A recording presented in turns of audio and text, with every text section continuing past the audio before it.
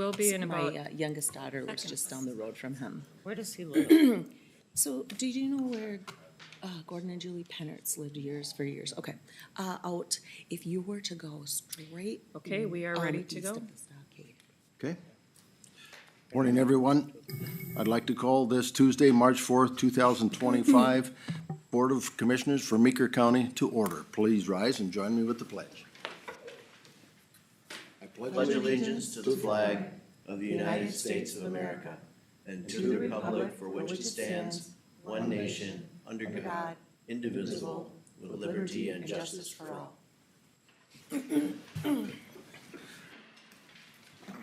I just, for those who may be viewing on YouTube, and for other information, Commissioner Schmidt is not on vacation. He is in Washington, D.C. with the Association of Minnesota Counties, representing all of us and 86 other counties and talking to legislatures and talking about our needs and how their decisions can affect us and asking them to support some bills and not to support others. So he is not having an easy day. He has got a tight schedule. So, but I just thought I would share that. Is there anyone here from the public who would like to make comment? Hearing none. We have a board agenda. Are there any additions? Yes, Mr. Chair, we have one addition, and that is the appointment of a Health and Human Services Director. We can do that under my item. Yep, so we'll make that item 8A. So, How about 9A? all right, 9A. You become 9B then. All right, I'm looking for a motion to approve the agenda as amended. I motion that we Okay, approve the amendment. Commissioner Van Ord has made the motion. Is there a second? Second. Second by Commissioner Samke. Any further discussion? Hearing none, all those in favor say aye. Aye. Opposed, same sign. Motion carries. The consent agenda. It's a brief one today, Mr. Chair. We have approval of the February 18th board meeting minutes, approval of the Health and Human Services County and Hospital accounts payable, and that is the consent agenda. Okay.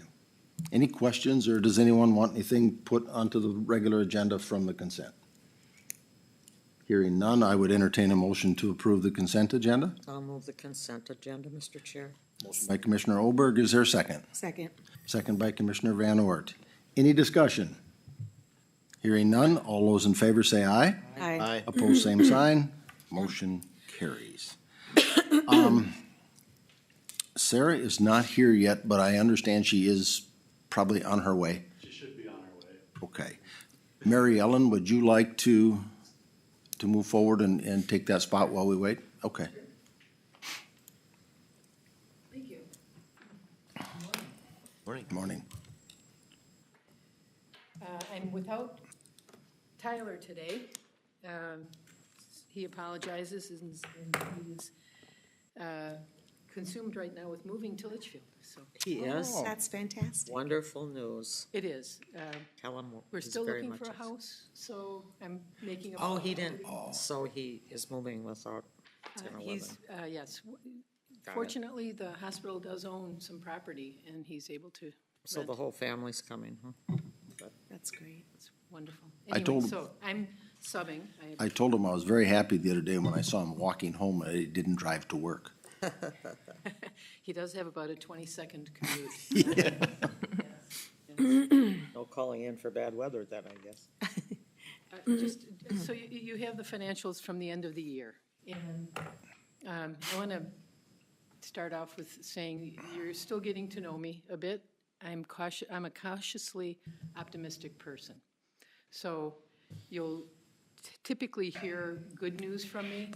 I'm not afraid to face the tough issues as well, but today I come forth with year-end financials. They're unaudited, so they're not finalized. However, you'll see, I believe, a pretty strong balance sheet and income statement. The balance sheet shows, I'll drop to the bottom line and look at some of the statistics that are at the bottom. We have 454 days cash on hand. That's Fantastic. funded depreciation. When you take depreciation, you exclude the funded, it's 278. Those are extremely healthy, almost too healthy. We need to spend some money. So you'll be seeing in the next, during the next 6 months, some proposals to do so. Any questions with the balance sheet? Questions for Mary Ellen? Okay, the income statement, you'll see we ended the year, again, but we ended the year strong with an operating margin of 5.4% versus a budget of a little of 2.7%. And you'll see that our total margin, when you include investments and non-operating revenue, 9.4%.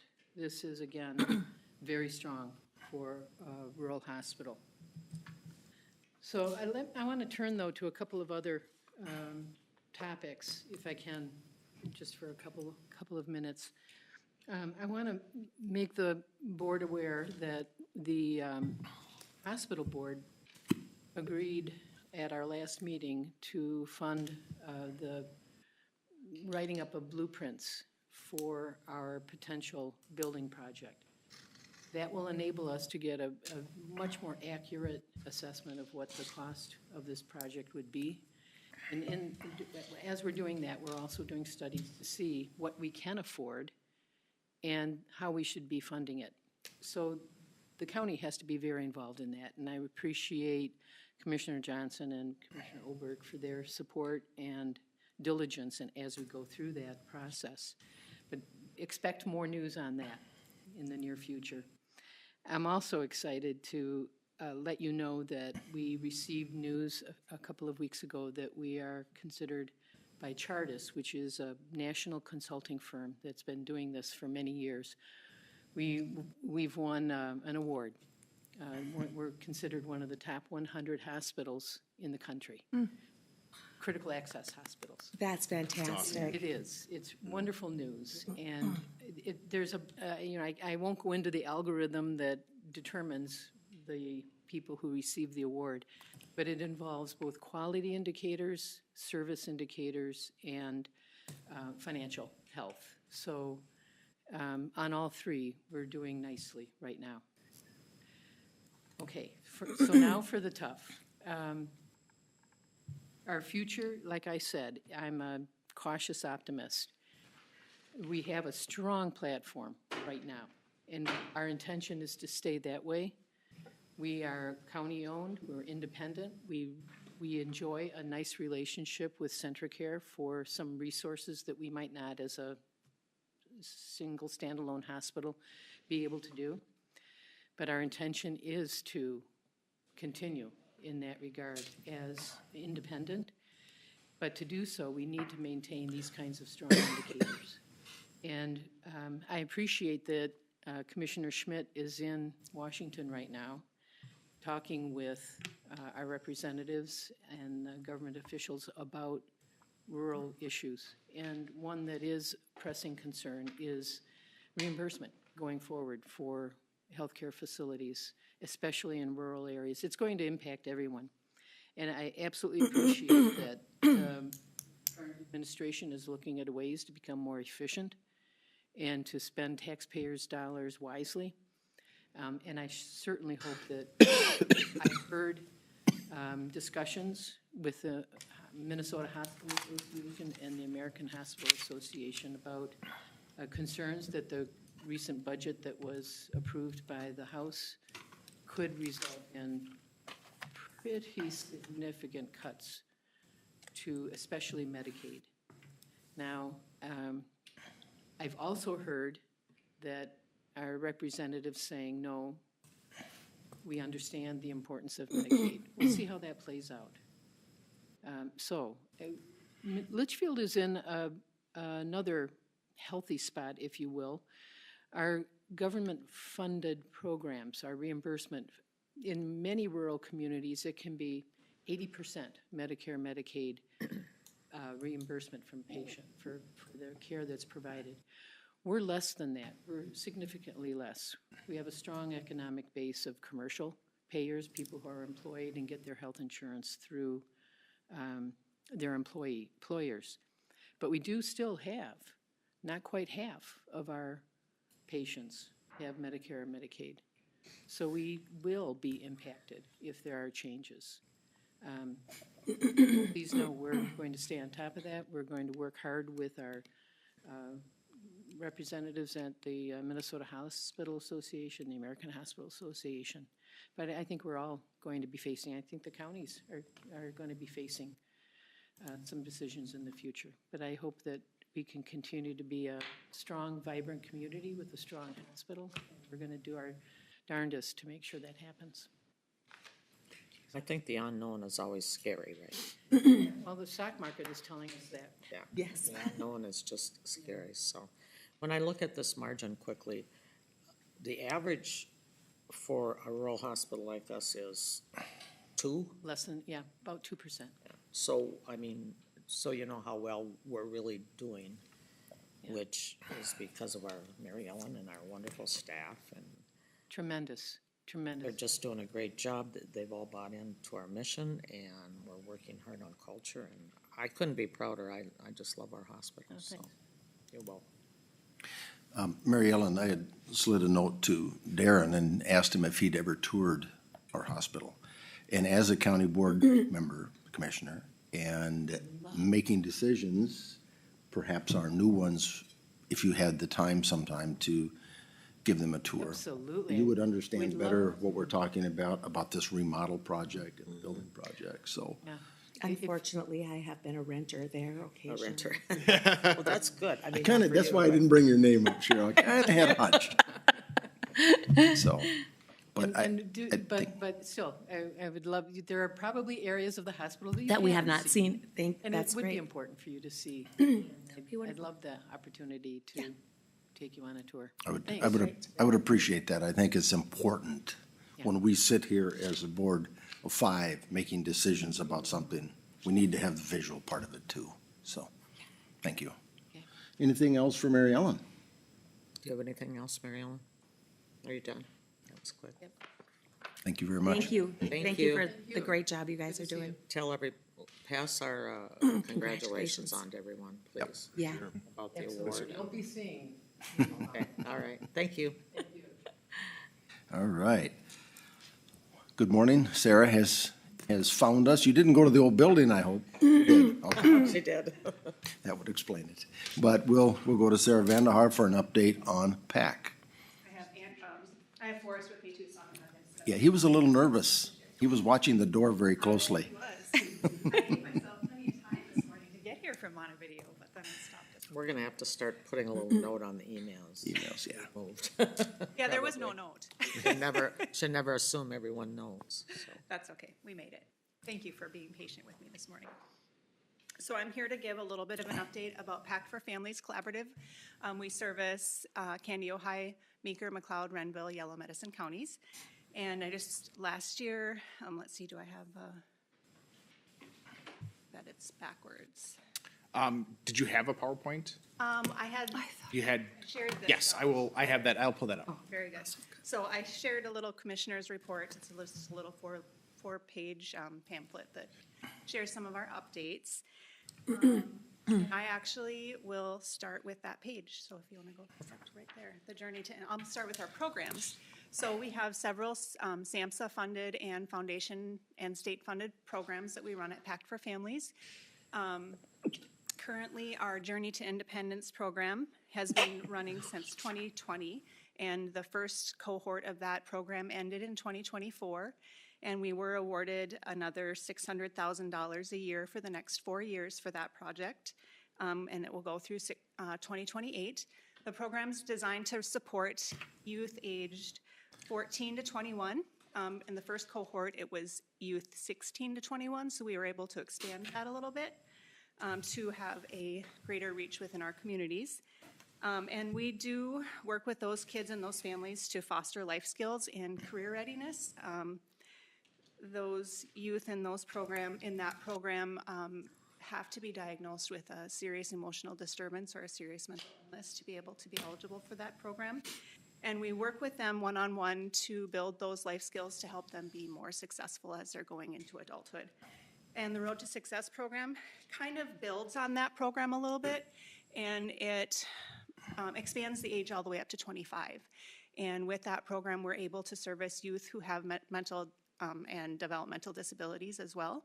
So we're able to help with career exploration, education, other life skills and things like that to promote a more successful transition into adulthood. And also with that program, we work with youth-serving organizations, youth-serving mental health organizations, and ensure that they can transition easily into the adult services. So that is kind of the focus of that program, along with building those skills to help them be successful for the long term. Our Partnership for Success program doesn't currently service this county here in Meeker County. And it is coming to an end here in 2025. So right now, we are diligently working on a new proposal, 2 proposals actually. That program is going to change a little bit, and we are going to do two proposals, one with Yellow Medicine and Renville counties, and we're building a Candido High and Meeker proposal. So I wanted to talk a little bit about what that proposal is going to look like. Last time I was here, we talked about the substance use prevention efforts that are happening across our 5 counties, and you had asked how we thought things were going in Meeker County. Well, I didn't have very many answers for you then because we didn't currently provide services for that here in the county, but I'm excited that we are talking with Tina Shank and Chakuma about the possibility of expanding the Partnership for Success program into Meeker County. And what that will entail is building capacity of the prevention efforts here in Meeker County as well as Candido High County, working really closely with school districts to make sure that they have nurturing environments that promote positive outcomes as youth get to that substance use age where they're making decisions about substance uses. So very excited about the possibility of that project. And the substances that we'll be focusing on with that project are alcohol, cannabis, and vaping, tobacco and cannabis. So with the legislative changes in Minnesota regarding cannabis, we think it's really important that we continue our prevention efforts when it comes to cannabis especially, but we don't want to lose focus of the alcohol and the vaping products as well. Our family support services are also going very strong in all 5 of our counties. We provide services to families through wraparound services and family liaison services. Those services work with families who are experiencing challenges with mental health with their kids, with a new diagnosis maybe, just kind of walking alongside them, making sure that they are aware of the available resources across the 5 counties and working specifically with those families to make sure that they're getting everything they need to be successful as they're transitioning from, early development to school age to middle school, all of those things helping with the challenges that families come across as their children are stumbling on words because I'm very nervous, excuse me. Just working with those families and walking alongside them. And the wraparound program has changed a little bit over the last year. We were doing a high fidelity wraparound process with our families, but we did move to MeWrap, which incorporates motivational interviewing into that process. So really family-focused goals, helping families understand what their values and their goals are and helping them to achieve them through that motivational interviewing process. So that was a nice addition. Our cultural outreach and support initiative also ended in 2024, and we were able to secure more funding from the state for that project. And that one works with cultural liaisons or community liaisons to make sure that we're providing culturally and linguistically appropriate services for our families. That program specifically this time around will focus on building the infrastructure of mental health and substance use professions so that we can have a more diverse professional group of people working to promote cultural and linguistic services. So we're offering shadowing opportunities for youth to learn about mental health services so that they can possibly explore those career options as they are aging into those opportunities. Any questions about any of our programs or services? How do you become connected with a family that needs you? Sure. So we have an online referral service application. Anybody can make a referral. Families can make referrals for themselves. We get a lot of referrals from family services, public health, corrections, schools, and that application is pretty accessible right on our website. Okay, so they would, if they see a family that could benefit from your services, they would direct them to make that application online, Yeah. either the school or the others Yep, that or you they said. can make it themselves too. Or they can. And then we will reach out to the families and kind of share a little bit of information about the programs, what they do, how they can help. And I think it's really nice because our staff are so personal and they can have a personal conversation and share the benefits and some of the risks too, because some families don't really want another person coming into their homes. So it can be a challenge, but it's part of developing that relationship that I think is unique. Mr. Chair. We had a presentation at our last meeting, or at our work session, I guess it was, about Family Resource Center. Yes. And I feel like PACT would fit into that, correct? So if they go to the Family Resource Center, they would find if there's something, an option that you could use, they would call you in and you would cooperate in that area. I worry sometimes, I sit on a lot of different boards after the past years. And I worry not only about what Cheryl's talking about, if we're reaching the proper people, but I worry about repeating. Duplication. Duplication, that's the word. Yes. So how do we stay on top of that, especially in an age when they're talking about cutting funding and different things like that? Yeah, I understand that concern. So when the collaboratives were formed, we were formed to kind of fill gaps and reduce duplication. I think over the years, the collaborative has been forgotten in some areas, so we do need to be out there sharing information, making sure that our counties know about the programs that we serve and that we aren't duplicating. So we are working through our collaborative meetings on expanding our reach and making sure that people are more aware of our programs. And then if people are receiving other services, we do kind of refer them back to that service so that we're not duplicating anything. Like some of our youth that are referred to the Journey to Independence and Road to Success program, if they're working with one of the school districts for education support after school, we wait until they're finished with that program before we start servicing them through the So Journey you to have a way of following. we try and keep track of all of the services that people are providing. And when we're doing wraparound, that's really nice because then we're connected with all of those service providers and connecting them so that they can all work on the same goals and help achieve more positive outcomes that way. But then if they're in wraparound and they finish up another service and they're still needing a little bit more support, that's when we would maybe refer them to Family Support Services or maybe the Journey to Independence or Road to Success program. Thank you. You're welcome. And Sarah, many of our meetings, I'm on the PAC committee. So in many of our meetings, we will ask, what's a barrier to you getting, we hear transportation over and over again. And then we hear, we didn't know it was available to us. We didn't know that opportunity was there. It goes directly to what Yep. Cheryl was saying. So that resource center could be real. Yeah, it could. And I have talked with, I can't remember the gal's name. Kristen? Krista, yes, and she had some questions for me. And I don't know a lot about the resource centers, so I need to connect more with her and see how PACT can contribute to that process. I know there's other resource centers that counties are talking about too, and we have not been involved in some of those conversations. So kind of getting my foot in the door will be a good thing if you want to. That would be my concern as well, you know, just being part of UCAP and listening to all that they do and Health and Human Services and now what PACT is doing. And it's a lot. This is my first year on the board, and I will say I'm hearing the same things repeated. Oh, we can provide transportation. We can provide transportation. We can provide food. We have food shelves. We have SNAP. It is a lot. And as a citizen not on the board, that also concerns me. We want to help people. We absolutely do. But we want to help people in an efficient way. And so I would love to see the Family Resource Center. We need a point. If I come into a corporation, there's a receptionist and someone to tell me who does what. And I feel like we have a lot of wonderful services in the county that are duplicated and repeated.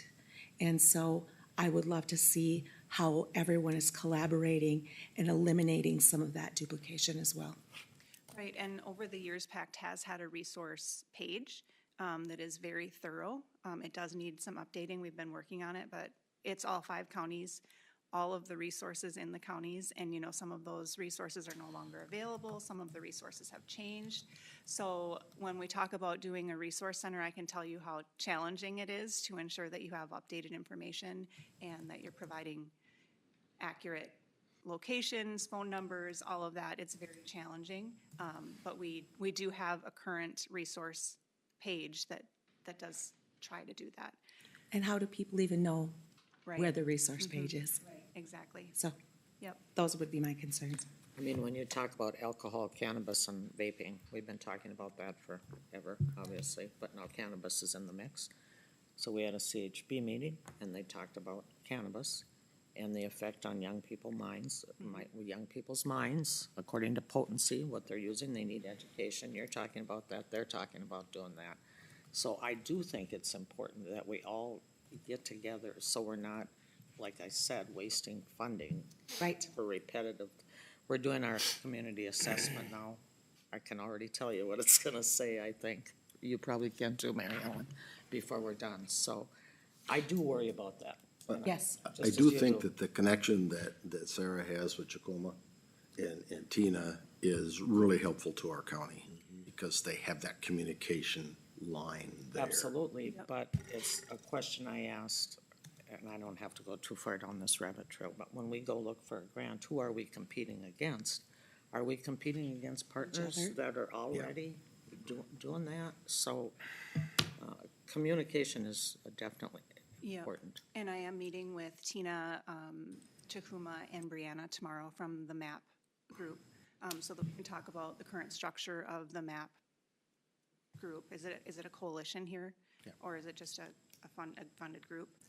It's a coalition. It's a coalition, okay. So we are going to talk about the funding streams that they have currently and how we can enhance the efforts here in Meeker County.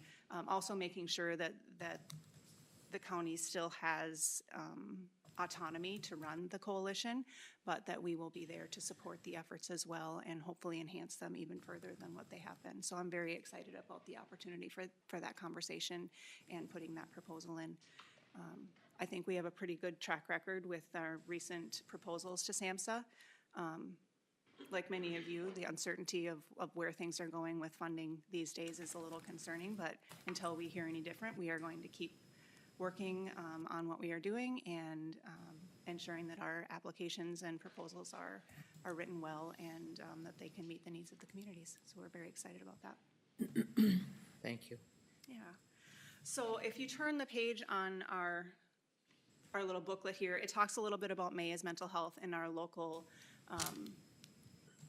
our LAC, our local area advisory council, and some of the things that they do. So May is Mental Health Month is coming up, so you will be getting your proclamations to sign as far as that goes. And then we also have the May is Mental Health Month BC and Green contest that we did last year. Hopefully all of you can be part of that this year to help raise awareness about May is mental health. What we did last year was everybody took pictures, sent them to our website, and then we had a contest to see whose green costume was the best. So some of the things that we also do for May is Mental Health Month is resource cards, and they are done in English, Spanish, and Somali.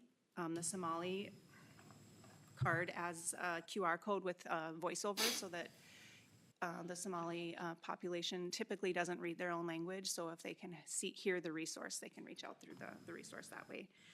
We have had many training opportunities in 2024, and we have many others coming up, but I wanted to give you just a little bit of a brief overview of some of the trainings that we have provided in 2024.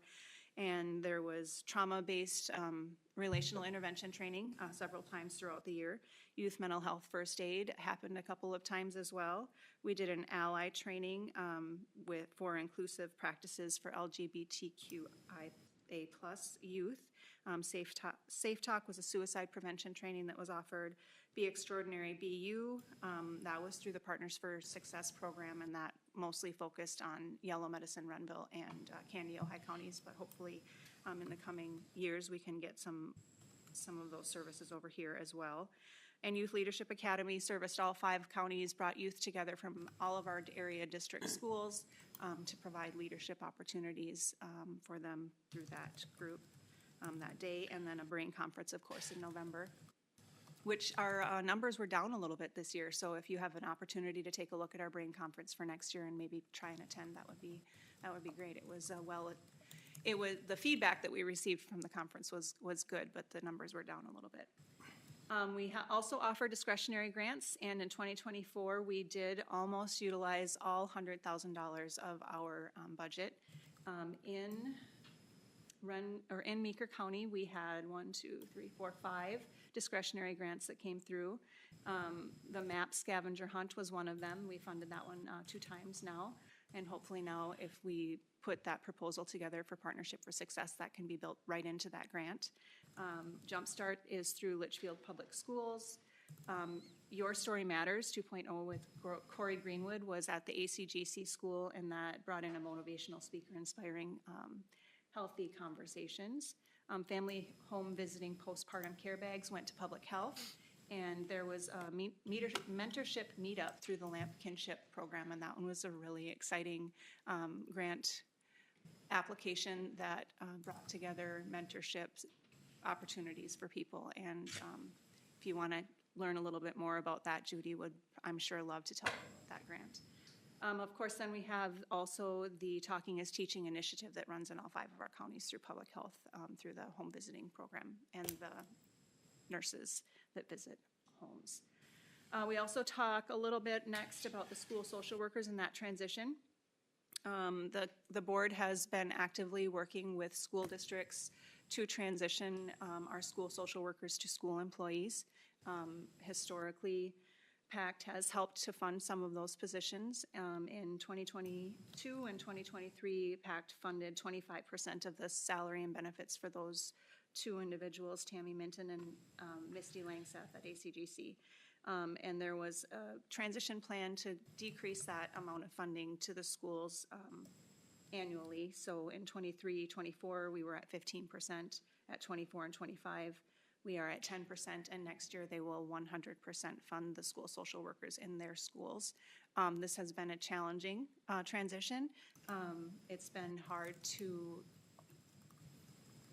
communicate the reasoning behind that with our school districts, because we want to make sure that the LCTS dollars that we're using for that they can be equally distributed across all 5 of our counties.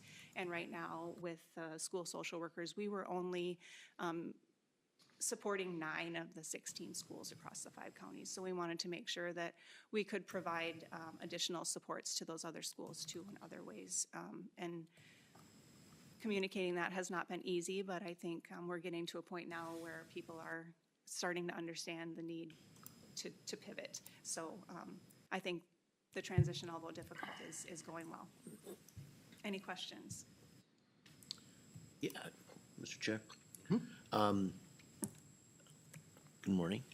I'm just kind of curious because I'm from Dassel, Oh, yes. and it's always curious to me when you've got Dassel-Cokato School and you've got the Litchfield and the ACGC, how that works. If I want to just make sure that, our little Dassel Elementary isn't lost or left out of the loop just because that's just, Wright County will take care of them because they're part of that other school system. So how does that even work? It does happen a little bit like that. So Dassel has been a member at some points in our history, and then right now they are not. So they are on my list of schools that I've been reaching out to and trying to get back on our membership list.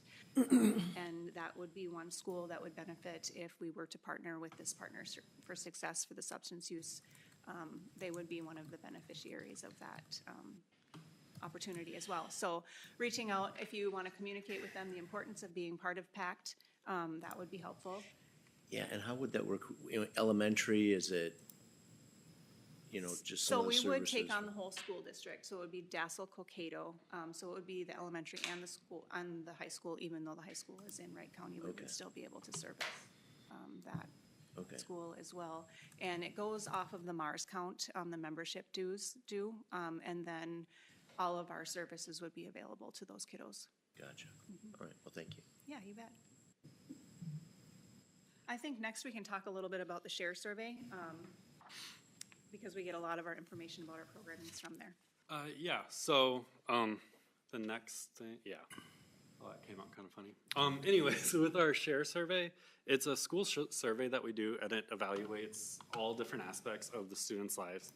It's completely anonymous. Parents can opt out for their children.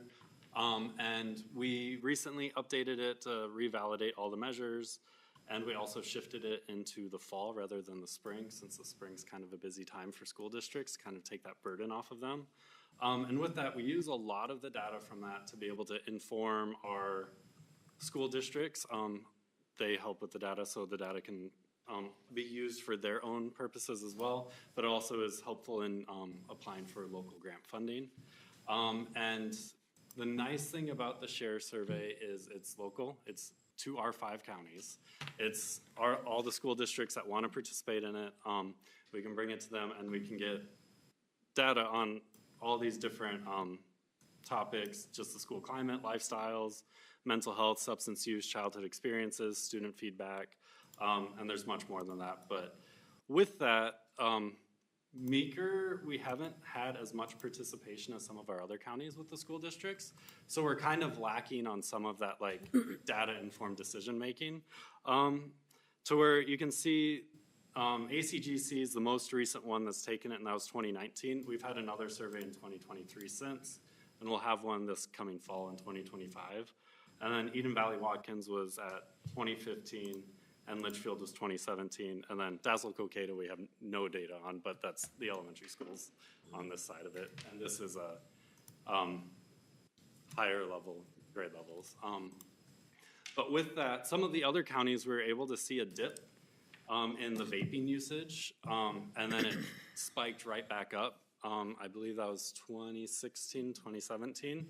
And that dip was attributed to some legislation at the federal level kind of clamping down on it more. But then it spiked back up because a lot of the vape shops, a lot of the places that sold these products, there wasn't much teeth with the actual legislation. There wasn't much enforcement of it. So then it kind of spiked back up and over time kind of kept going up a little bit more. And with that, a lot of our grant proposals are a lot stronger when we use the local data instead of just a national data source, because that's not as granular, not as focused on our specific areas. And it's very, very helpful in rural communities because we tend to be data deserts. We don't have as much data as the Twin Cities. The Twin Cities, you can get data from all over the place. It's a little more difficult if we're not producing it ourselves here. So the share survey is a very important thing, and we're pushing outreach right now on all the schools in all of our 5 counties. And then also on the next one, we recently, this past fall, did a community partner readiness assessment. 42 partners actually responded to the assessment, and it was more focused on youth with serious emotional disturbances or serious mental illnesses. And we were able to find some things like community commitment and leadership's very positive views of, yes, we want to help these populations. But also when you look at the other side of it, the leadership involvement, only 13% of leaders and these community partners are actively engaged in it. So they believe in the programs, but they're not giving real actual support to these programs. And this was all self-report measures. So when we identify things, some of those contradictions in data like that, it has us look a little and focus a little bit more. And we'll actually be following up with another survey soon that is a little more qualitative, gives a lot more chance for them to say, here's our problems, here's our gaps, here's what we're needing. So we can kind of pivot how we need to on that. And then going back to that question about efficiency a little bit earlier and like duplication of programs, right now in our transition services program, I'm working closely with their supervisor, and we're doing a referral tracking tool. So it's pretty much, if it's a client we're not going to see or we refer them elsewhere for additional services or something like that, it's tracking that referral, following on to that referral source of, did they let them in? Did they refer them to someone else? What happened after that referral? And with that, if it's, oh, they weren't a good match, we referred them somewhere else, we're gonna cut out that middle person and go straight directly, kind of straighten out all those referral paths. So that's a pilot program right now, but the hope is to actually make a lot of the referral connections a lot smoother in the future. And in turn, that will reduce duplication of services. Any questions on the data? I know not everyone loves numbers quite as much as me, but. Questions? I'm seeing lots of percentages. How many people do you actually serve in Meeker County? Do you have a number for that? So these percentages are based on the 42 respondents, just to community partners. But the follow-up survey, we're gonna send it to partners, families, and youth that get services. The actual numbers for the I county do have total. actual numbers for JTI and RTS, but I don't have numbers for the others. JTR and ours? JTI is the Journey to Independence program and the Okay. Road to Success program. And those are the transition services that work with youth 14 to 25. Okay, And their okay. families. So we, in 2024, in Meeker County, RTS was a new program, and Okay. it started working with 2 youth in Meeker County. Okay. In Meeker County in 2023 with JTI, which that program started in 2020, we had 8 youth. And in Meeker County for 2024, we have 5 youth.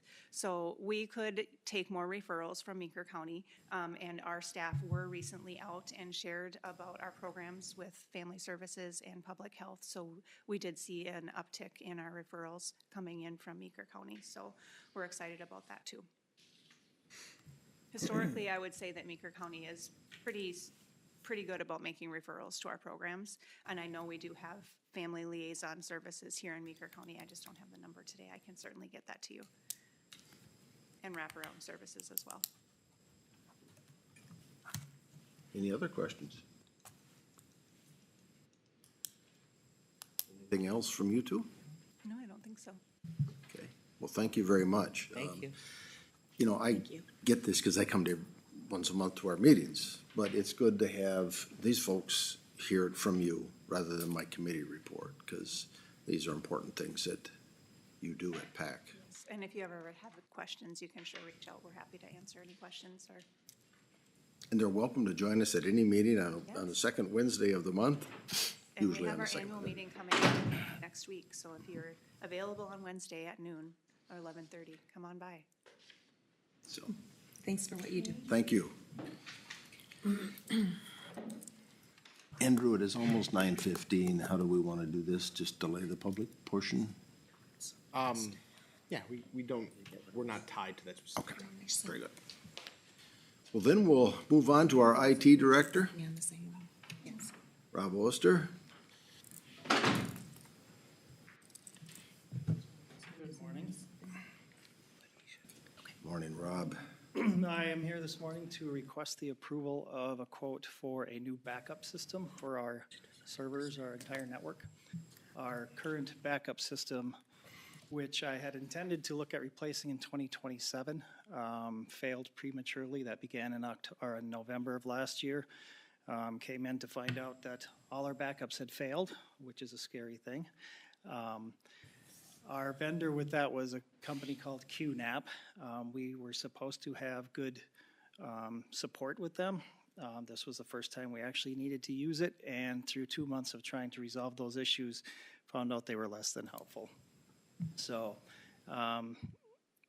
through a couple of months, I spent numerous hours recovering from failures, covering databases, all with our fingers crossed that they would work each and every time, and finally had to make the determination that this just wasn't going to work and we needed to come up with a temporary solution. Luckily, we had done a network upgrade last summer, so I had some storage that was just sitting there that we were able to utilize to temporarily get our backups up and running, so that's what we're running on right now. That hardware is 9 years old. It's not supported. It doesn't offer us any of the data security features that we need in a backup system, but it is getting us through for now. So we need to replace that system a little bit earlier than we had anticipated. How quickly would they be able to put a new system in for us? We could probably have it in by the end of April, would be my goal. I'll move to approve a quote from Marco Technologies LLC for the purchase, installation, and configuration of Dell data domain backup hardware and software. We have a motion by Commissioner Olberg. Is there a second? I'll second that. Oh, Go ahead, Darren. second by Commissioner Samke. Is there any further discussion? The only thing that bothered me was that paragraph 2, last sentence. There is no data security. Yes. Is there any recourse with the system that we purchased in 2021? Like, it's failed so quickly. It did fail quickly. I discovered through working with support that most of the support is offshore. I never get the same person. And they've been almost ghosting me. So the nice thing about moving over to the Dell domain is we have dedicated people to our account. I mean, I've been talking to the same people on a weekly basis, and so if we run into support issues, I suspect to have the same result, is that we're going to have an actual response. So I think moving to something like Dell is going to be a good thing for us. There's a lot of new security features in the new backup systems as well. Mutability features, which basically means when we send a backup, even I can't go in and make any edits or changes until that date that I say I want it immutable for 6 months or whatever. I can't even go in and make changes, so that, that helps a lot when we're looking at ransomware or other malicious actors trying to get to our data. Any additional questions? So is that include just, I guess, redundancy in space and all those? Yes, the actual considerations? device would sit in our server room, and we'd have physical backups there, and then it gets pushed to the cloud. So we have redundancy there with the backups.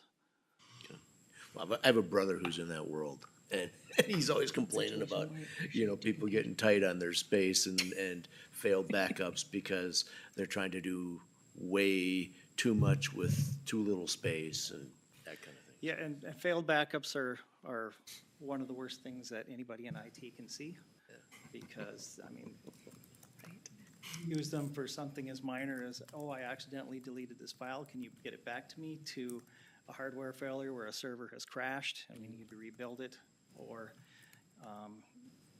fingers crossed, ransomware, where it takes the server and encrypts it all.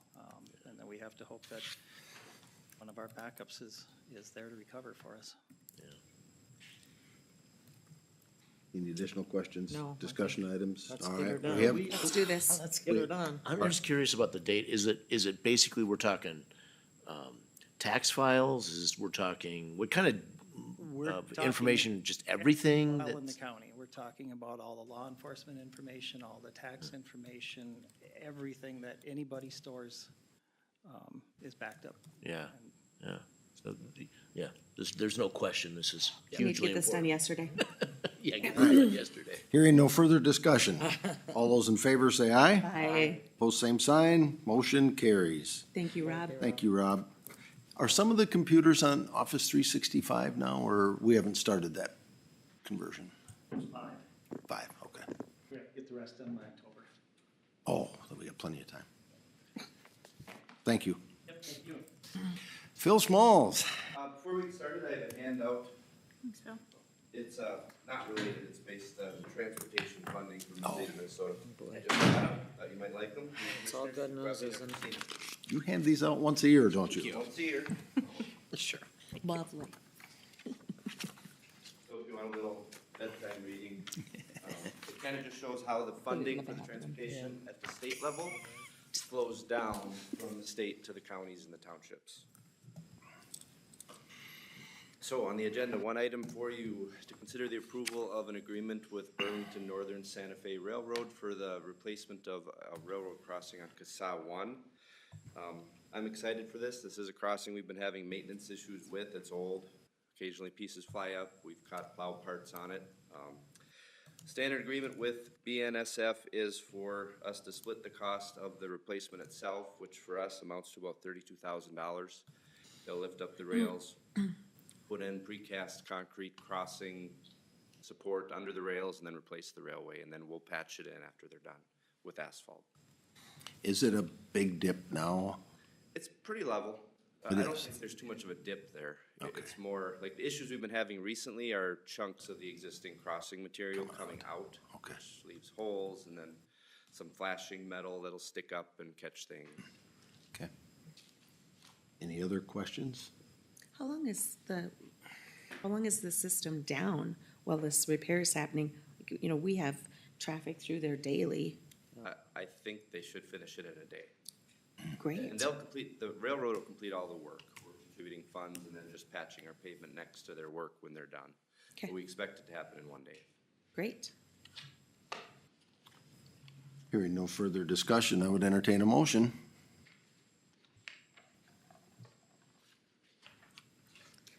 I'm sorry, I already went off the page. I'm looking for, Chair, Yes.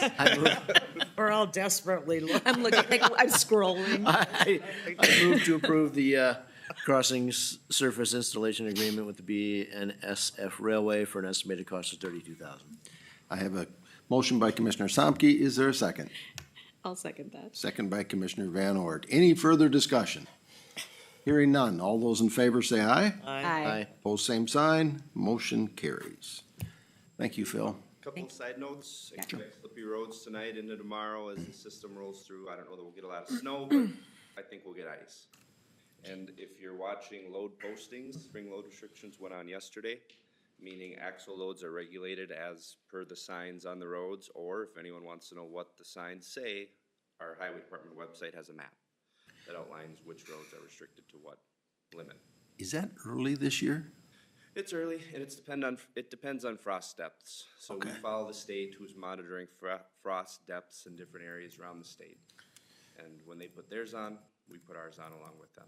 How deep, just out of curiosity, How deep's the frost? Yeah. How deep's the frost? yeah, This year, to be honest, I haven't even looked for a while. okay. Most years, it's 3-4 feet, I'd say, is common. In the road bed, that's where they're measuring it. Okay. I was just curious. Thank you. Thanks. Yep, thanks.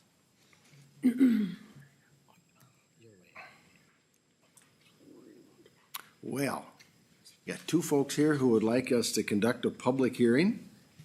Lisa and her assistant, Chris. So do we need to open the public We meeting? do need a motion to open the public hearing. I'll make a motion that we open the public hearing. Motion by Commissioner Van Ort. Is there a second? That was a short one. I'll I'll take second it. it. Second by Commissioner Olberg. All those in favor say aye. Aye. Are you having trouble keeping us in line today? Yeah, you're a little bit feisty around here today, so. Feisty. All right. It's the coffee.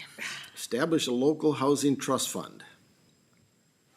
And submission of application to Minnesota Housing. Good. Well, I'll just maybe do a quick summary and then step aside in case there is any public comment. But as we discussed last month, the Meeker County EDA would like to establish a local housing trust fund. And so following the completion of the required public hearing, the EDA requests approval of an ordinance to establish the Meeker County Housing Fund, and then also the authorization to submit a grant application to the state of Minnesota for $150,000 of matching funds for the Housing Trust Fund. So with that, I'll step aside, so if there is any public comment, then I can answer your questions. I don't think you'll have to go too far. Is there anyone here from the public who would like to speak? Tim? Hearing? I keep waiting for Tim to step up one of these times. Hearing none. We will close the public portion of the meeting, but I will need a A motion. motion to close the public hearing. So move, Mr. Chair. Motion by Olberg. Is there a second? I'll second. Second by Commissioner Van Ort. Any discussion? Hearing none. All those in favor say aye. Aye. Aye. Pose same sign. Motion carries. So in front of you, there are a couple of documents. I'll just kind of quick go through related to the grant application.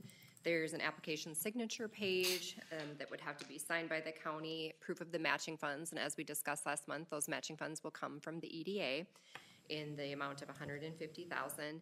And then the last thing is something that's fairly new, but is in, I think, most grant applications going into the state right now, and that is a pre-award risk assessment.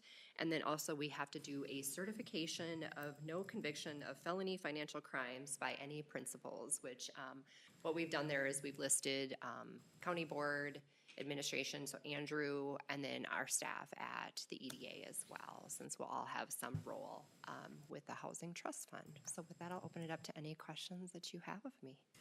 Any questions? Do you wanna just, for public, probably, what these funds are used for, mostly? Absolutely. So with the Housing Trust Fund, when we created the ordinance, what we did is basically left it as broad as possible so that we would be able to potentially work on any project that would come about. The Housing Trust Fund can assist both owner-occupied projects, so the development of new single-family homes within the community. It can work in the field of rental housing, so development of new rental units. It can provide home buyer assistance. You know, we talked a little bit about this last month. It will obviously use, you know, talking about duplication, we're going to use existing resources. So even though we can do things like home buyer education, there's already an established structure to do that. So we wouldn't look to duplicate any of those services, but maybe fill gaps if there's down payment assistance that we maybe find there's not enough or funds available. We could do some of that work as well. So really kind of a broad range. And in terms of how specifically the funds can be used, they can be set up as loans with developers, with nonprofit housing providers. It could be our housing and redevelopment authorities. If they want to get more involved in developing housing, it could be working with our HRAs within both the city of Litchfield and the county as well. Grants can, or the funds within the Housing Trust Fund, as I said, can be used for loans, grants. So really it has broad flexibility. And our goal with all of these projects, especially the ones, you know, the EDA has been working on in the past, is that, you know, we require any projects to submit very detailed information regarding what their plans are for a development, the price points they're going to hit, whether they're developing, you know, new units for rental or home ownership, and then a lot of financial information that shows where the gaps are in their project and why the funds are needed.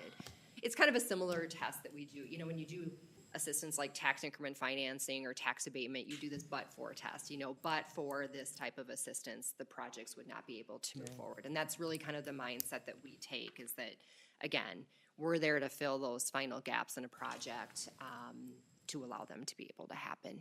I think the reason I know we talked about it, but like Commissioner Van Orda said, how do we know, the people need to know about it. So how do we get it out to them that there may be funding? Assuming if they're working with a realtor or a banker, or they have the information to pass on so they can seek funding from the EDA. Right. That's how we do it. And it probably is time, you know, we did a lot of outreach, you know, a couple of years ago, Yeah. but it is probably time to do that again. You know, I see the outreach can occur in multiple ways. It needs to occur with our cities, for instance, because sometimes that's the first stop where maybe a developer or people interested in doing housing are going to go, is to their local unit of government. And yes, our development community, our realtors, our lenders, you know, there's a whole host of organizations that I think it will be good for us to reach out to and just remind them of the resources that we have. Thank you. Any other questions for Lisa?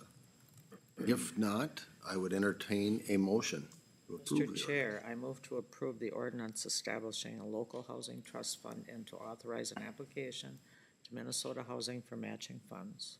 We have a motion by Commissioner Oberg. Is there a second? Second. Second by Commissioner Samke. Is there any further discussion? Hearing none, all those in favor, say aye. Aye. Aye. Opposed, same sign. Motion carries. Thank you. Thank you. At this time, we're going to recess the county board and convene as the county ditch authority. And we'll call upon Barb. Good morning, Barb Lott from the Property Records Division, and I'm here to discuss retiring some loans from the ditch funds. We did have a great amount of prepays, so for those of you that kind of are new or see the structure, we bill assessments for pay 25 to our landowners. This year we bill them in December. Normally we try to get them out in November. They have an opportunity to pay for about 30 days to 45 days, and then they roll if they choose not to pay or don't have the means to pay. onto the 2025 tax statements. We also roll all assessments forward if the individual has $100 or less liability. So we aren't billing the very small ones and taking a lot of time for that, and a lot of questions on the small assessments on ditches, because they tend to come to our office with, what's this $10 bill or what's this $20 bill? Not that we don't welcome them, because we'll have them with the tax statements, but it just frees up our time in December when we first bill these out. That provides funds to retire loans in the ditch system. The other item with the ditch system is we are supposed to have a positive balance in each of the ditch accounts. So we run about 26 checkbooks for our ditch accounts to keep them rolling. And that's a revolving issue as to when work is completed, when collections are made. We did an analysis of the prepaid, and we are right there where we have been numerous years at 68% of the landowners that were billed paid. So that gives us the working capital now rather than waiting for one half in May. And most often, these are landowners that pay farm tax, and that isn't until November. So it makes cash flow for the system a lot of work to understand where your funds are coming in, where we need to take loans from the revenue fund. So with that background, I am asking for some loans to be retired, and I did supply the chart. I know one question is, why is the number still so large? JD 52 was a large loan, and it just hangs in there. So our loans over history are large because of JD 52. If we could take that one out, the management of our systems is much more positive. We're forecasting with the work that's being done. So at this point, I have the ability to decrease the loan by $157,000 and also pay the revenue fund some interest. Or to decrease it to $157,000, I'm sorry, decrease it by $89,000.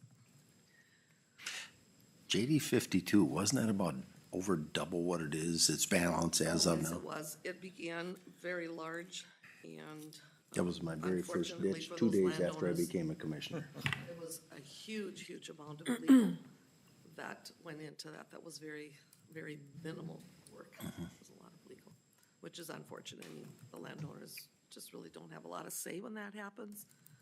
Just like ironically, we might have one going right here in one of our county ditches right now that unfortunately affects landowners without a lot of our control. So, and you may not know this, but we're in very good shape as compared to some of our counties around us, aren't we? In terms of, That balance. And maybe you don't even look, I don't so. think we compare that. One item that is happening throughout neighboring counties is that our joint systems, the checkbook has wholly been held by the home county. So you will see some transition there. But Meeker County, if you go to the annual meeting the end of the month, we are very small in the 5-county group in terms of our total dollars worked on ditches. When you talk about Renville and McLeod, Sibley, I mean, we have peanuts to them. I'm sorry, but we do. And without a ditch inspector, Phil and I were putting our heads together yesterday and today, both of us, following through with issues and contracts and drumming up the work that we have on the books, making sure we're, collaborating because we have a missing link. But we really, for a county, we don't have a large amount of work that needs to be done. We have spots Correct. that need to be done. So we're not looking at a major overhaul like Renville County did. We've got some major ones going on. The other thing Meeker County should at some point, and I know both Mac and John looked at that, review where we are at with redetermination.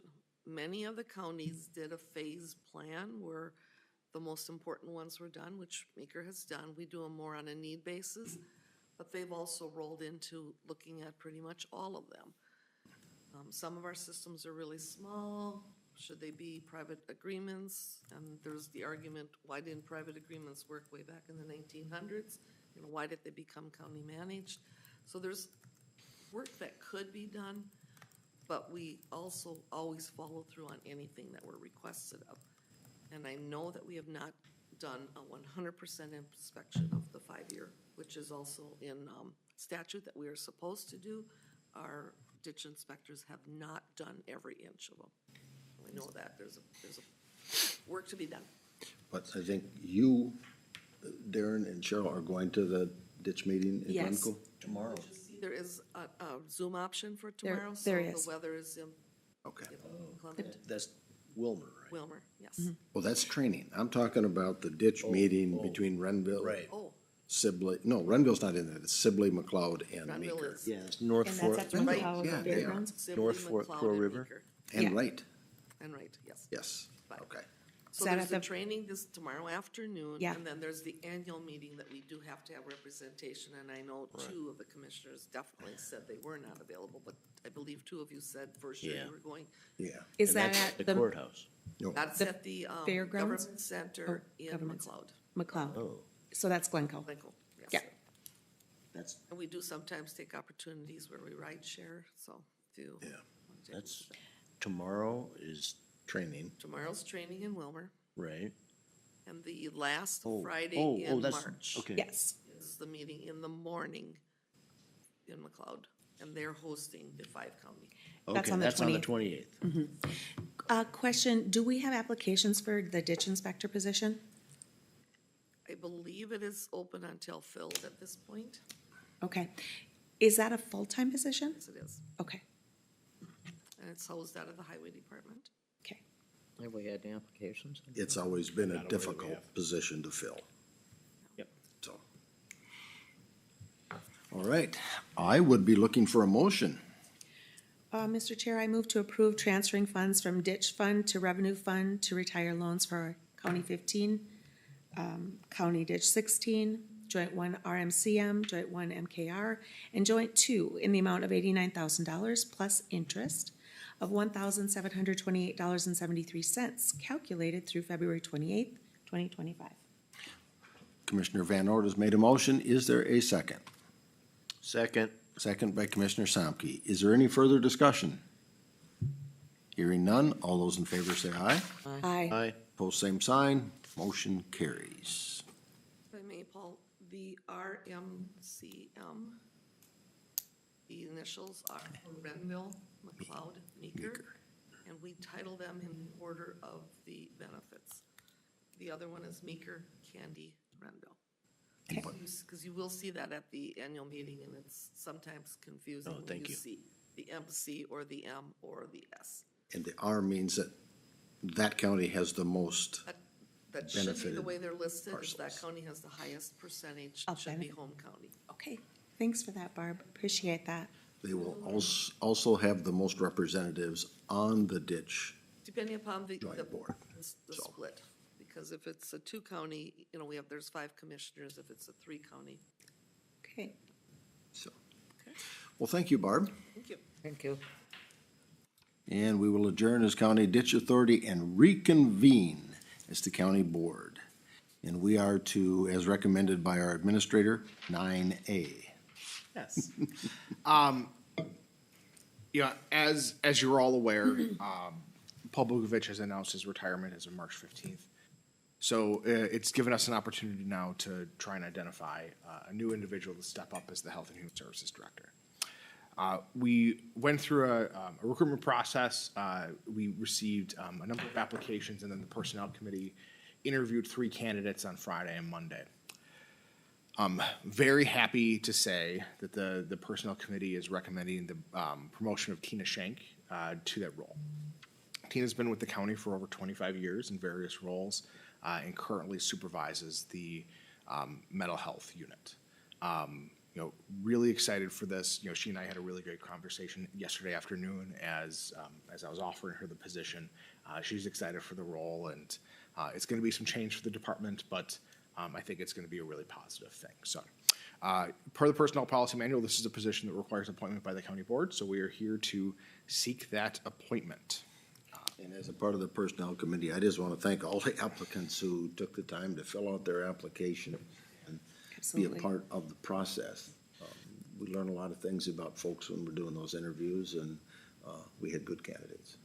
Yeah, I'm on personnel now also, and the interviews were good. Tina is excited, and she has the experience to come in, and I think she's gonna probably have some great ideas. She's so dedicated to Meeker that I think we're putting it in good hands. So with that, I move to approve the appointment of Tina Shank as Health and Human Services Director at a wage of $57.51 per hour, effective March 16, 2025.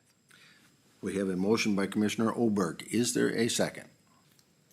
Second. Second by Commissioner Samke. Any further discussion?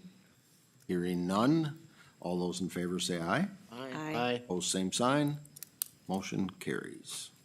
That's great. Yeah, it's gonna be, really it good. was kind of worrisome, but I'm not so worried now. It's gonna be fine. County To my Administrator's report. Just a couple of quick items for you. I'm sure Paul and Darren will talk about this, but I thought we had a really successful legislative conference with ANC last week. The message about cost shifts was received loud and clear by the legislators that we talked to, and they had a panel with the 4 caucus chairs, or the leads for the 4 different caucuses, and each of them said the same thing, that they recognized that the governor's budget proposal was going to be harmful to counties and to local taxpayers, and it was not their desire to do that. So there's a lot of session to go still. They still have a lot of work on the budget. Part of it's going to be driven by the February forecast that comes out this week in the first week of March. But yet, once that happens and then they start putting the budget together, we'll have a better sense of what things look like. But as of right now, at least the message that we were conveying was well received. So happy to report that. Other than that, the only other thing I have to say is that starting tomorrow through next Thursday, I'll be on vacation and not here. Enjoy yourself. Enjoy. Thank you. And your family. All right. Who would like to start on the committee reports? As he's looking directly at me. Shifted by faces. I don't have a lot. We had our Hawk Creek Animal Shelter meeting.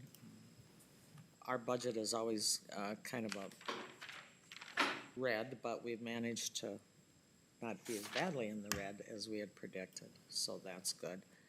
We talked a little bit about the Peterson estate. We're still waiting to get that sold and get our money out of that. The Meeker County contract isn't done yet. I think she said she's waiting. You're waiting for some. I'm waiting for something from her. She's gonna take care of that. And her and I will be meeting with the city over some things that are happening with the impound that we would like corrected. No big deal. And we did our fundraiser, Saber Tales, that ended Friday. So if anybody was involved in that, you had to pick your stuff up on Saturday. So, did you write a big check, Mr. Chair? You can tell by the look on his face he may have. So, Yes, we appreciate any support because the shelter is really busy and more so than it has been since I've been on it. People dumping and just not claiming their animals. So, with that, I believe I had Woodland, and we just went over some budget items. Ben Botham is our new chair, he started. Otherwise, I wasn't very busy, so that's what I have. Thank you. Cheryl? Commissioner Van Nort, I'm sorry. You're fine. The Meeker Extension Committee met, and Steve is also part of that. Went over general business, and they had their reports, the different educators. The Farm Family of the Year nominations are open. So there were 2 committees. I will be on that committee to choose the Farm Family of the Year. And then the other option was the Budget Committee. So I quickly volunteered for the Farm Family of the Year. You already And Steve will be on the Budget Committee. All right, and then Pioneerland Library met in Wilmer, and again, general business. They are requesting people to volunteer for committees, and I will be on the Finance Committee there. Then I had the HRA meeting in Dassel at the Dassel Apartments. We did some financial approvals, and then there are some repairs needed You can see some leaking in the ceiling there. And from what I understand, it is not the roof, it is some piping in the building. And so they will be probably looking for some assistance for the cost of those repairs. So also had a UCAT meeting, and I will let Paul discuss that as he's the I am merely the alternate. Are you Well, chair next of- meeting Are you'll you be the chair of prime. UCAP also? No.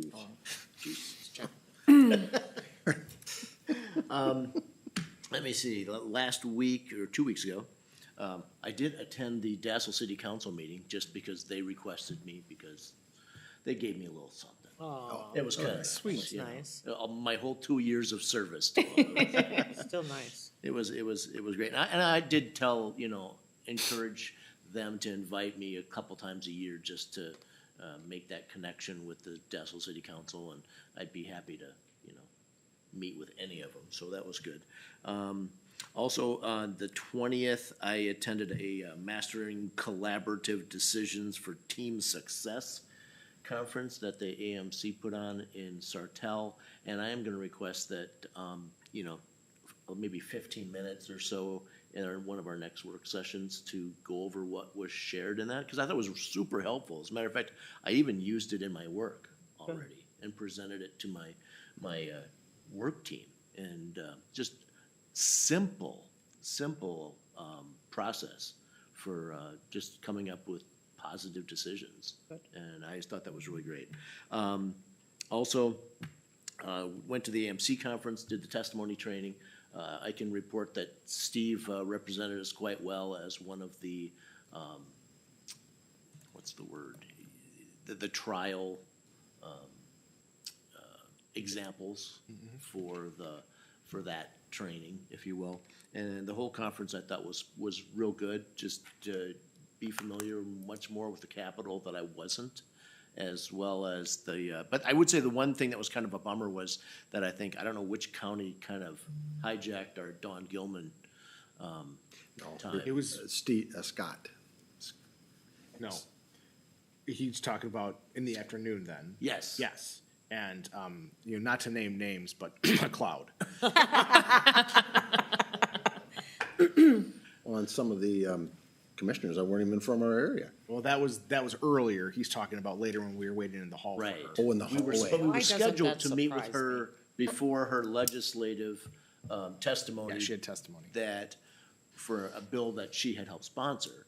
And we waited quite a while and found out, and then she got there and took a picture with us, and it was pleasant, and she encouraged us to connect with her on Friday when she was back home. And, but I thought the meeting with Scott Van Binsberg, yeah, that was really positive, because he's new, so he's very open to the concerns that we had, as well as I thought that the senator was, although he's outside half or west half. Yeah, What are you West. talking about? Oh, Senator Lang. Lang? Lang. That was pretty positive, I thought.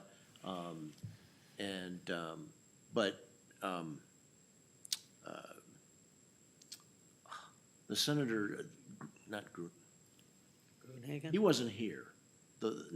Anderson. Senator Anderson. Senator Anderson had norovirus or something, so he was not around, so. But, I thought it was a very good conference, and helpful, and Good. just getting the lay of the land in the legislature was great. I am gonna ask for some clarification, that may be whoever, because we've got our meeting tomorrow is 9 to 11 in the courthouse, is the North Fork Crow River ditch meeting, is that right? And then we have the ditch training after that in Wilmer. And then I've got the joint McLeod Sibley Hutch at the fairgrounds in McLeod is Thursday. And that's all I've got. I'm sorry, No, that's wrong. Did I mistake that? the joint McLeod Sibley, that got moved Oh, to the 28th. No, into May. into May. So that Oh. got moved. All right. So that is not meeting on the 6th? Correct. Oh. Don't go there, you'll be the only one there. That's I happened to me, know. by the way. So that's not on the 6th, and Friday, May 2nd. Friday, May 2nd. That you should have gotten an updated I invite for think that. I did. Yeah, I did, I got it. I do not So- have that, so Corey must have sent it out, because I accepted it. It was not Corey. Oh, no, but Sheila wasn't it? The cloud sent it. Yeah. Then I sent it to all of you. Right. all right, so that's another, thank you for helping. Just like, yeah, it's all good. And sometimes we can't attend everything that people would like Yeah. us to attend. There's only so many hours in a day, so Yeah, sometimes you have to pick and choose. got it. Or what we do is, if we're both supposed to schedule, one will take one and take the other. Right. However it works. That's all I That got. it? Okay. Well, we'll start out with a map meeting, which really, and Andrew was there too, we spent a lot of time talking about potential projects for this year that we could do. We talked a little bit about scavenger hunt, and then correct me if I'm wrong if I say this wrong, but it's a little subcommittee for suicide prevention. It's a community coalition for suicide Yeah. prevention that is gonna have some members from MAP on there as well as other people from the community. Yeah, and so, there was 3 or 4 from MAP that ended up on that, as I believe. Yep. Or joined in it, so. Yep. Is that scavenger hunt pretty popular? We've been doing it a few years now. This will be the 6th annual. I would say so. I think that we get a fair number of responses. I don't have a number off the top of my head, but, right? When should I say, Brandy? I mean, your daughter did it, didn't she, Lily? She's done it, yeah. Yeah, so, It's increasing every year. Is it? Good. It's going in the right direction. We had some really sweet prizes last year from the different business owners. One of them was as cool as one of those electric bikes and Wow. basketball. So they're healthy activities, a lot of outdoor activities. There were hats, I think, from the hospital. So we're really, Cool. some of them were French fries, Yeah. little certificates for French fries, Dairy Queen. But a lot of the businesses, we always send a thank you card out to all the businesses for their support. And we don't just focus on Litchfield, it's focused on Eden Valley businesses, the Dassel businesses, and ACGC. Nice. So, and this year, with a little luck, we'll have that scavenger hunt board on the back of some CCT buses rolling around Meeker County, so that'll be kinda nice too, so. Then, Andrew and I attended Prime Health. Just for you two, Prime Health, we own it as counties. There's 11 counties now? It sounds about right. So, yeah, 11 counties. And that's Counties and county-related entities. They're That's not all right, counties. political subdivisions. Yes. That is who has the health insurance for a lot of our employees here in Meeker County. PEEP is the other one. But the financial report was interesting because they talked about some tough times when they first started this There way were. back. They had got 2 some years of big some very case. high claims. We kind of finished last year with a couple of high claims too. There were 6 claims that were over $225,000. One of them was $1 million. Yep. So the plan's reinsurance picks up 90% of the cost over $450,000. So they start tracking at 225 because it gives you that sense of when you're getting close. So in total, there was $3-ish million in high claims between the 6 of them. And a portion of that got picked up by reinsurance, but in total, they were about 1.8 million over budget on the high claims. I thought it was on here, but I don't see it. Reinsurance repayment, I thought it was on the finance reports. But then we had a very spirited discussion about pharmaceuticals and what we provide to the employees. We have a very good pharmaceutical plan. But there are some of the medications that are not critical to your existence, so to speak, that are getting to be very expensive. So that generated a fair amount of discussion. But no decision was made about them at this meeting, but it gave us all something to think about for the next meeting and how we're gonna proceed into the future with them. I'm So, assuming you're talking about weight loss drugs. yes. Yep. So, When they have that discussion, we'll probably talk about it at Prime West a little bit too. Do they talk about the cost of obesity? Yes, Because I think it's huge. you're right. So Jim Prisbilla was kind of leading that part of the discussion, and his focus was, yes, there's a lot of costs, but who's paying that cost? Is it the plan they're on today, or is it a plan that they're on in the future? Well, And that is certainly the risk, right? What they anticipated was based on the utilization that, in order to pay for Wegovy is the primary one, it would require about an 8% increase in premiums. Typically in the past, we've seen, between 4 and 6% increases kind of been their target. That 8% is just for Wegovy. That's on top of the increase that would have to be done for. which would cost the county I don't have a dollar figure on that, but more than it has, but More than I it do has. think that it's an important discussion to have. yes. Right. Because of what, and The cost of obesity is astronomical. astronomical. Yes. It affects whole families. And, it's a bit of an addiction. It is, you gotta treat it like an addiction because that is kind of what it is in a lot of cases. But then I think we have to partner and do some education with it. Like, you're gonna use this for so long, and then when you feel well enough that you can do some exercise and walk with your family and cook healthy, it's such a huge discussion that I hope it just doesn't come down to money. That was part of the discussion. Yeah. Do you include other requirements along with it? Right. One of the big challenges is the fact that it costs a lot of money in the United States. $1,400, $1,383 was the monthly $1,383 per cost of month. Wegovy. In Europe, it's like $150. There you are. And So that's is there one of any the way big we can get it challenges. from Europe? We did I'll fly have a over. discussion I'll go about with you. Okay, deal. a joint smuggling campaign. I don't know if it went very far. But I It mean, didn't seem to have any obesity is legs. like- It is so leads to expensive. knee replacements, it's just so much that, Diabetes. yeah, diabetes, juvenile diabetes. You know- I know kids that are Is not, it- that have high cholesterol. Right. It's not saying. And maybe it's too early for statistics yet on, Good point, That. right there. Because Yes. Dr. Helgstead, like he said, we don't know what the long-term effects are. Correct. We don't know if they have to remain on it indefinitely as a maintenance drug once they hit their goals. So there's a lot of unknowns. So we are gonna take a careful discussion about this. And it was clear in the room that day that, nobody was racing to any, No, decision. But I will tell you that I had one commissioner say to me, they can just push away from the table. And I'm like, if it was that easy, they'd be doing it. Yeah, I'd be thinner.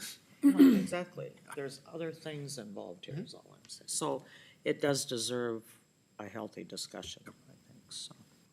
Then, as Andrew and Darren alluded, we were at the legislative conference, and it was interesting because we were in a room of about 30 people, and they were talking about levies, and Andrew proudly announced what our levy was, and was, excessively booed, but that was okay.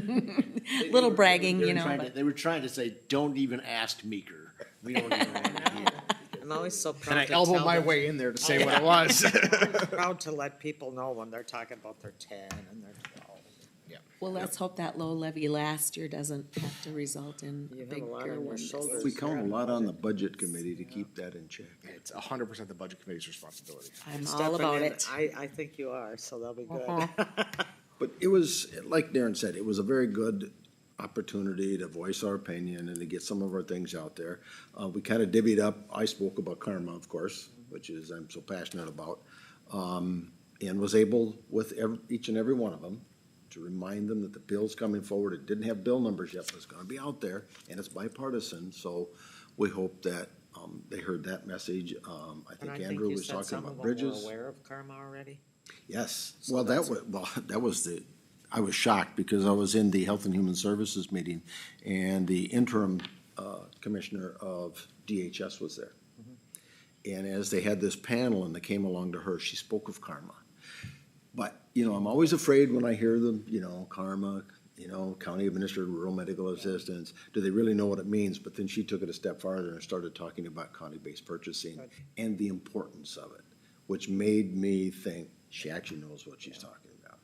There was one thing that came out of that was kind of interesting, and you and I and Gary Hendricks were discussing that. Public health has a $1 billion budget in the state of Minnesota. $500 million of that comes from the federal. The Minnesota Department of Health. Yes. So it was, that, just had never heard that number before. Yeah. So that was kind of an interesting number to have heard. But there's a lot of things going on, and the committees that I've been on, I think you heard me that night at UCAP, I just wanted everybody to just, pump the brakes a little bit. We got a long ways to go until the session ends and we have a budget. So No decisions have been made. there's no need to panic No. at this time. So, yes, we were on UCAP. We had their audit findings, in which this year they had no write-ups whatsoever. So their audit was as clean as it gets for the third year in a row. So that's a really good sign. I did ask when we got to personnel just how many vacancies they had, and they had 15 full-time vacancies, which, the discussion should be then, well, go softly on those, see how things play out over the next couple of months, so we don't end up with that. Other than that, it was, I don't think we got anything too depthy there.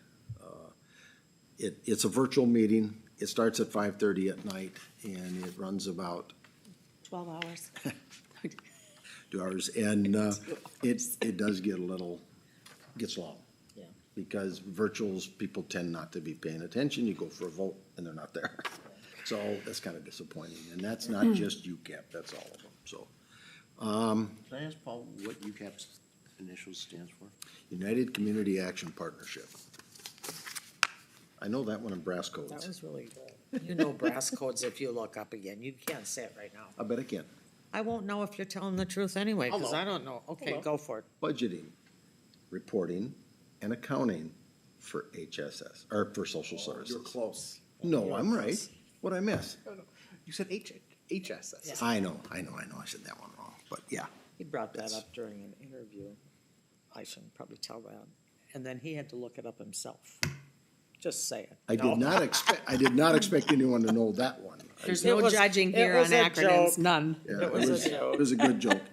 That was something nice about the interviews. We were able to keep them Very relaxed. I think. relaxed. That's I great. like that kind of. That is great. You get the most out of candidates when they feel like they can say anything.